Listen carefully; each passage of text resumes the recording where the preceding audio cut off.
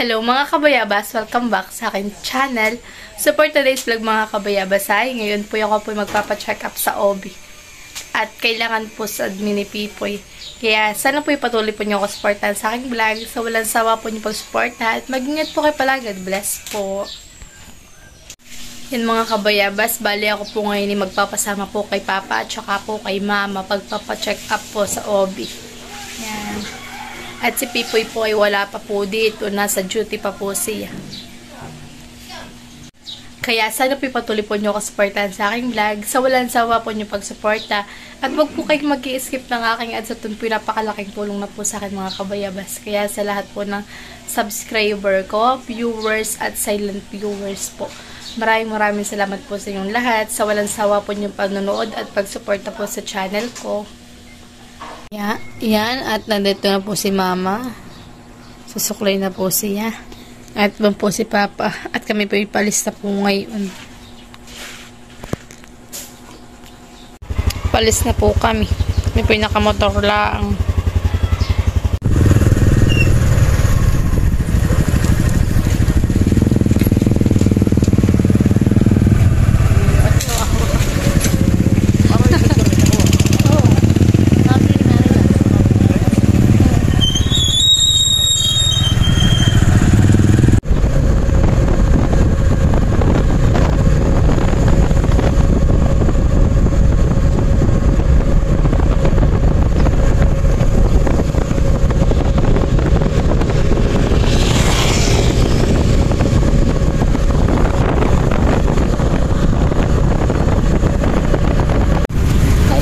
Tayo po mga kabayabas ay magpapacheck up po ay kay Dr. Corralde. Kay Dr. Corralde po tayo magpapa-OB. Dito po mga kabayabas ang clinic po ni Dr. Corralde.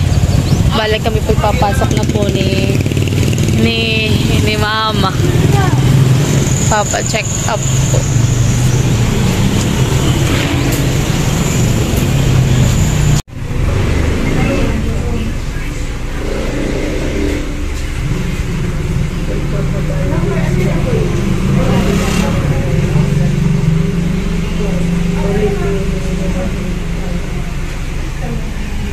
Siya po ay number 6. Number 6.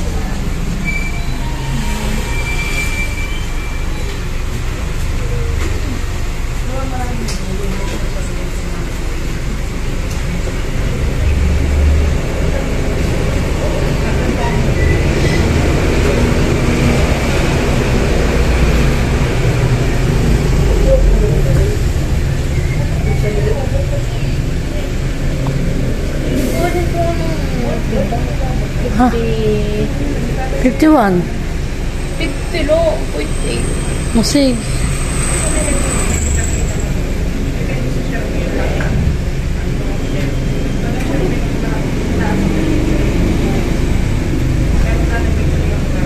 Waiting na lang po kami magtawag po ng number. Pero number 6 pa po ako matagal-tagal pa. Mas din alas na ito kasi 8 daw.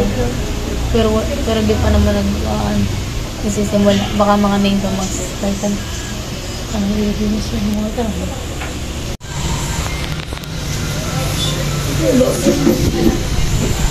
Yan mga kabayabas number 4 na po yung tinatawag. Dalawa na lang ako po na kasunod eh.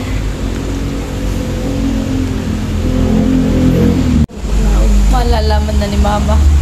Malalaman na kung buntis o hindi.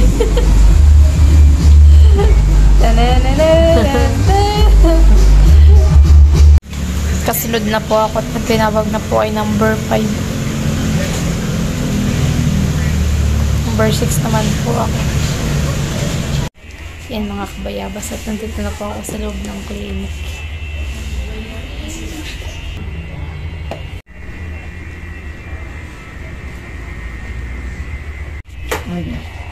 Kailangan lang po sa trabaho po ng magiging asawa ko. Na may certificate po na hindi daw po buntis. Eh, nag-pregnancy test ka na ba? Hindi pa po. Teka, may anak ka na ba? Wala po. Hindi ka pa nabuntis na nakunan? Hindi pa po. Kailangan po sa trabaho niya para po siya may one month bakasyon po dahil kami po ikakasal po sa ngayon pong June. Ano connection nun? Kung buntis ka o hindi? Ay pag daw po Hindi ko siya, tinatanong ko lang ha. Ano kayong connection kung buntis ka o hindi? ano daw po, pag daw po buntis ay 15 days lang po ang vacation. Tapos pag hindi daw po ay 30 days po. Ganun? Opo. Kasi po sila. ibig sabihin na una ng honeymoon, kaya hindi na bibigyan ng anak ng 15 days. So, kailan ang huling regla mo? Katapusan po nung May? Oh, May. May 31 ngayon. Opo. Ay, may dun po ako ngayon. Okay. Pangilang araw mo? 2 days po. So, May 29, 2025. Ang ano kasi ginagawa namin dyan, April yun. Pinipregnancy test namin at inuultrasound namin. So, para makita kung talagang walang laman yung iyong matres, kaya sa puwet pinapadaan. Transrectal ultrasound. So, kasi ganito. Ganito ang ating anatomy. So, ito yung hita. Ito yung pigi. Ayun yung puson. Ito yung matres. Sa ibabaw ng matres ay panto. Ang sa likodan ay puwet. Ang matres natin, pag hindi buntis, ang liit niya, malaki pa ang padaan. O, kita ka agad. Kasi isang skin lang, kita na. Pag sa tiyan kasi tingnan mo, balat, taba, muscle, panto, bago pa makita. So, ang tawag kasi dyan, gyne clearance.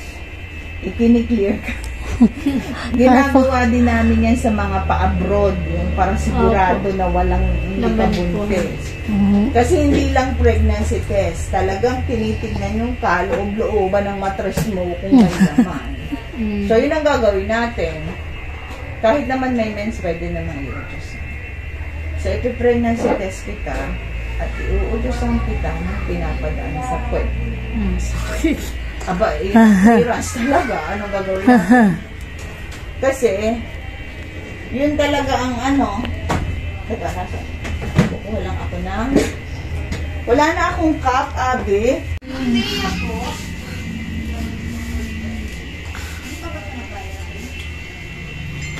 Okay, kapitasan mo.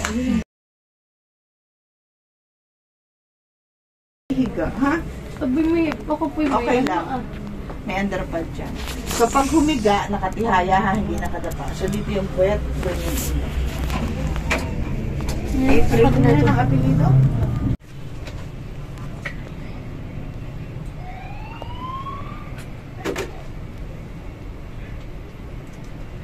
Yan po ilalagay sa...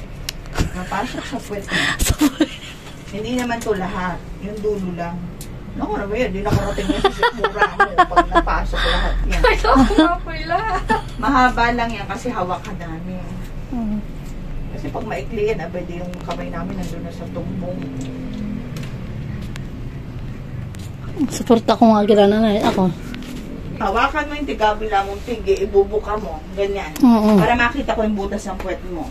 So, igaganon mo, ganyan, tapos iilawang ko. Hawak mo na. Sa ilalim. Oh, buka ang tukod. At, yan. Sige, ibuka mo ng ayos. Buka ito. Yan.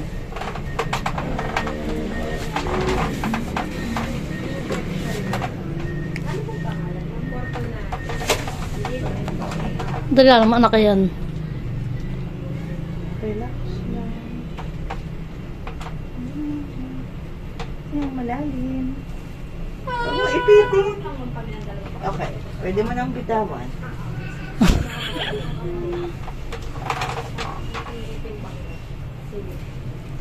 Hindi ka nga buntis.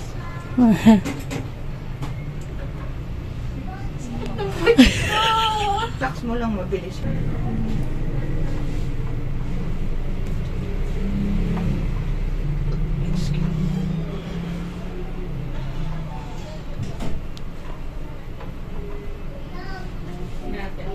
Babalik pa, uwi ka sa piyesta.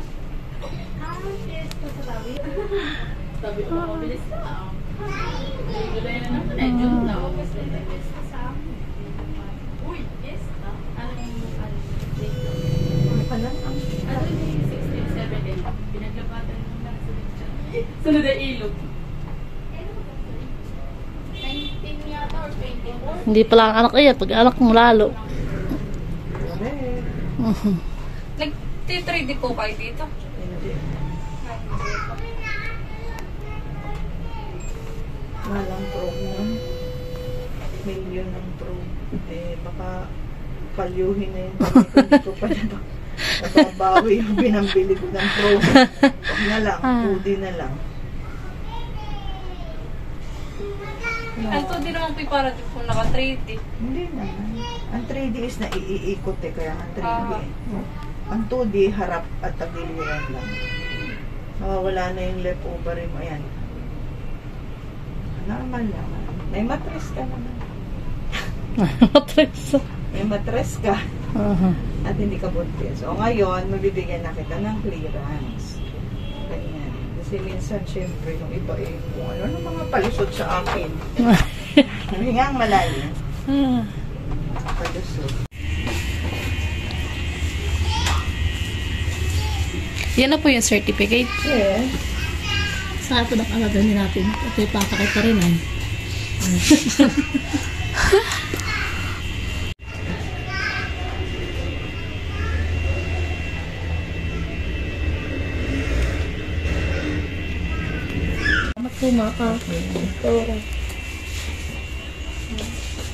Nagbili po ako ngayon ng merienda po.